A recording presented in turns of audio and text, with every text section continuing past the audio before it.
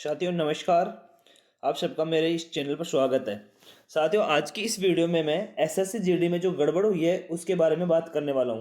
साथियों आप सबको पता तो है कि एसएससी जीडी में एक बहुत बड़ा स्कैम हुआ है। ठीक है, क्या स्कैम हुआ है? बहुत बड़ा स्कैम हुआ है एसएससी जीडी के अंदर। आप सबको इस चीज़ के बारे में पता होगा।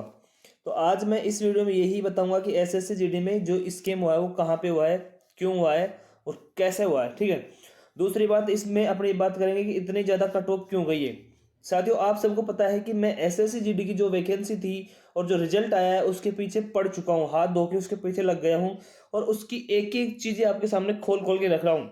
अब सिर्फ है तो इतना है कि आप सब एकजुट हो जाओ और इस चीज़ को मांग उठाओ और ज़्यादा से ज़्यादा लोगों तक इस चीज़ को शेयर करो ताकि ज़्यादा से ज़्यादा लोग इस चीज़ में आ जाएं।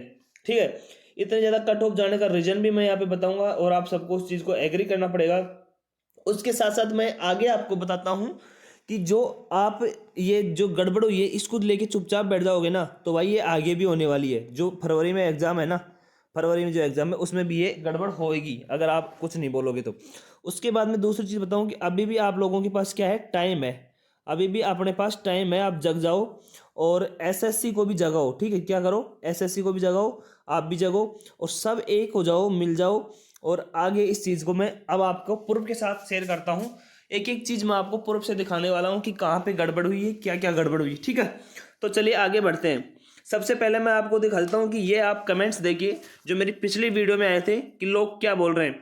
पहला कमेंट्स है कि नॉर्मलाइजेशन नहीं होना चाहिए। ठीक है, क्या लोग बोल रहे हैं नॉर्मलाइजेशन नहीं होना चाहिए। साथियों ये एकदम बहुत सही बात इस भाई ने बोली है, राजेंद्र ने, कि नॉर्मलाइजेशन नहीं होना चाहिए क्योंकि साथियों इसमें एक बहुत बड़ी गड़बड़ होती है बच्चों के साथ में, इस नाम से ठगी की जाती है।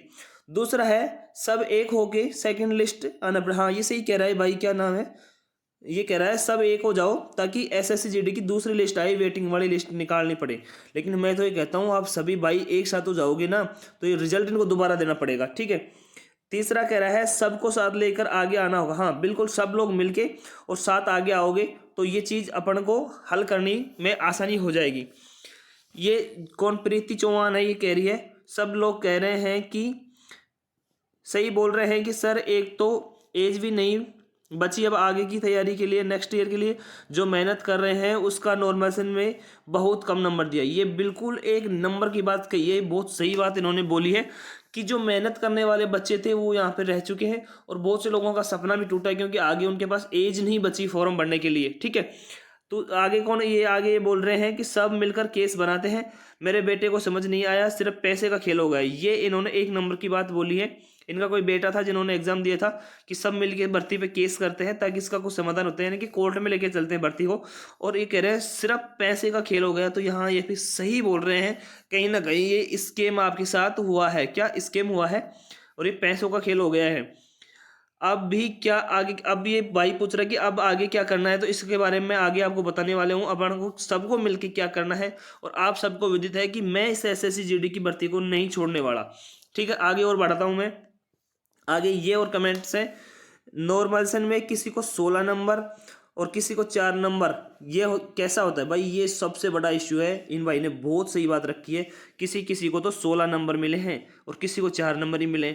भाई 16 और 4 में 12 नंबर का फर्क हो गया, यानी कि 6 क्वेश्चन आप ऐसे दे रहे हो जिनका कोई अता पता ही नहीं है। ठीक है, और इसके साथ साथ आपको बता दूं मैं, जो टॉपर्स है ना भाई, मैं टॉपर्स को भी नहीं छोड़ने वाला। टॉपर्स की एक एक चीज निकाल के आपके सामने रख दूंगा, एक एक चीज आपके सामने रखूंगा टॉपर्स की। और जो टॉपर्स अपने आप में बड़े बन रहे हैं ना कि हमने ये कर दिया, हमने वो कर दिया, इस चीज को भी मैं खोल के रख दूंगा आपको। क्योंकि भाई एसएससी जीडी में बहुत बड़ी कंपटीशन होता है 80 क्वेश्चन 60 मिनट में करना, क्योंकि 80% बच्चे तो 80 क्वेश्चन देख भी नहीं पाते हैं। और आप भाई साहब क्या कर रहे हो ही।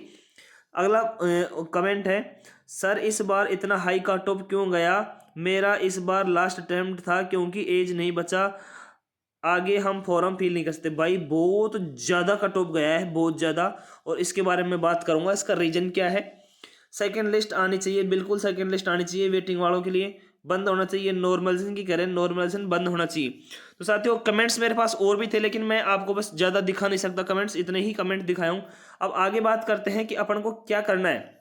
भाई अपन को क्या करना चाहिए, सबसे मेन चीज़ तो ये है अब। ठीक है। आप सबको पता है मैं कोई वीडियो लाइक वाइक के लिए बनाता नहीं हूँ। आपका मन करे वीडियो अच्छी लगे तो लाइक करो, नहीं तो मत करो, कोई दिक्कत नहीं है। बस आप शेयर कर दो एक बार वीडियो को, ताकि ज़्यादा से ज़्यादा लोग इसमें जुड़ जाएं इस मुहिम में। तो सबसे पहले तो अपन सबको, जो सोए हुए लोग हैं ना, उन लोगों को उठाना पड़ेगा। जो सो रहे हैं सबको जगाओ, ये वीडियो सबके पास भेजो और सबको जगाओ कि अब जग जाओ। अगर अभी नहीं जागे तो फिर कभी नहीं, क्योंकि भाई जो फरवरी में एग्जाम होगा ना 2025 में, उसमें भी यही होने वाला है आपके साथ। तो अगर अब आप इसको जग जाओगे तो एसएससी इसमें सुधार कर सकती है। क्या एसएससी इसमें सुधार करेगी?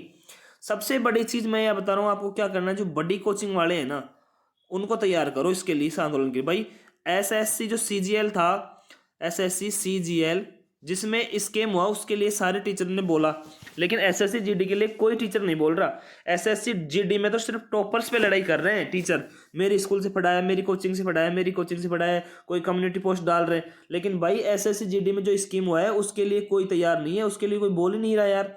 तो सबसे पहली चीज तो ये है, एसएससी जीडी की बात को रखने के लिए सबसे बड़ी बड़ी कोचिंग वाले हैं उनको आपको तैयार करना होगा, क्योंकि भाई उनके पास एक बहुत बड़ा प्लेटफॉर्म है। आपके भाई के पास तो बहुत छोटा है, यहाँ से आवाज़ ज़्यादा दूर तक नहीं जा पाएगी। अगर बड़ी कोचिंग वाले इसलिए तैयार होते हैं तो ये चीज़ बहुत सोल हो जाएगी। तो आप लोग तो इस वीडियो को बड़ी कोचिंग वालों के पास शेयर कर दो। मैं तो कहता हूँ अपने जो सर हैं RW वाले सर, उनके पास भी इस चीज़ को भेज दीजिए, ताकि वो सर भी, हदी रंजन सर है उनके पास भेज दीजिए, ताकि वो सर भी इस चीज़ के लिए एक्टिव हो जाएं और इस आंदोलन की मुहिम में शामिल हो। दूसरा है सबूत इकट्ठे करो। तीसरा अपने को ये काम करना है, जिससे भी आपको जो भी सबूत मिले आप इकट्ठे करो। और सबूत आप सब है ना मुझे सेंड करते रहो। मेरा टेलीग्राम लिंक जो डिस्क्रिप्शन में दिया गया है, वहाँ से आप टेलीग्राम को फॉलो कर लेना और वहाँ पे मुझे ये लिंक शेयर करते रहना, सॉरी सबूत शेयर करते रहना। उसके बाद में मेरा इंस्टाग्राम का लिंक दे रखा हूँ, वहाँ जाके भी आप मेरे को सबूत भेजते रहना। टेलीग्राम पे भेज दो। सारे 22 सबूत इकट्ठे करने में लग जाओ। जो नॉर्मलाइजेशन में जो नंबर बढ़े हैं उनके सबूत इकट्ठे करो, नहीं बढ़े हैं उनके इकट्ठे करो, सारी चीज़ों के सबूत इकट्ठे करो। बाकी चीज़ें मैं लगा हुआ हूँ, सारी पोल मैं खोल के रख दूंगा। बस आप तो मेरे साथ जुड़ जाइए और कड़ी से कड़ी जोड़ते चलिए और एक मुहिम को तेज बनाइए आप। तो इसी वीडियो में इतना ही। आप सबके लिए बहुत बहुत धन्यवाद। अगर आप कोई चीज़ अच्छी लग रही है, सहमत है, तो आप लाइक करो, नहीं तो कोई दिक्कत नहीं है। बस ये एक माध्यम है आप लोगों से जुड़ने का, जिसके माध्यम से मैं आपसे जुड़ सकता हूँ। बाकी ऐसा कोई और चीज़ था नहीं कि उसके माध्यम से मैं आपसे जुड़ सकता हूँ। ओके, धन्यवाद प्यारे साथियों। टेलीग्राम पे आप मुझे मैसेज कर देना, इंस्टाग्राम पे मैसेज कर देना, जिनका लिंक डिस्क्रिप्शन में दिया गया है। धन्यवाद।